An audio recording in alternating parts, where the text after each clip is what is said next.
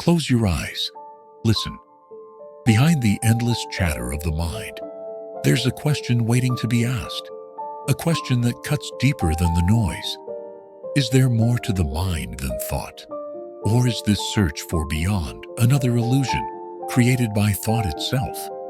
But here's a paradox for you to consider. What if the very idea of being thoughtless is just another thought? The mind projects another state it seeks, achieves, or experiences? Think about it. The mind, in its relentless movement, seeks silence. It desires the absence of itself, thoughtlessness. But what if this state of thoughtlessness is merely another creation of the mind? What if the moment you say, "I have no thoughts," that very statement is a thought? Does the search for thoughtlessness take us deeper, or does it bind us further in the endless loop of thought? Some say thoughtlessness is freedom, a gateway to the infinite. Others caution that the mind's pursuit of thoughtlessness might be just another clever game. After all, isn't the very desire for silence still rooted in thought? This paradox is where true inquiry begins.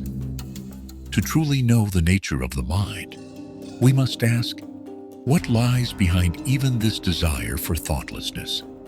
Is it possible to step beyond both thought and the absence of thought?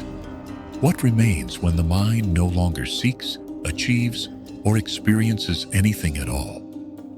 Ramana Maharshi, the sage of Arunachala, addressed this very dilemma. He taught that the mind, in all its efforts, even its pursuit of thoughtlessness, remains active.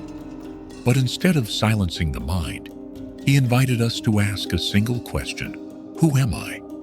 He said, "The mind is like a thief, pretending to be a policeman. It cannot solve the mystery of itself." The key is not to fight thought, nor to achieve thoughtlessness, but to turn inward, to seek the source of thought itself. When the mind asks, "What is thoughtlessness?"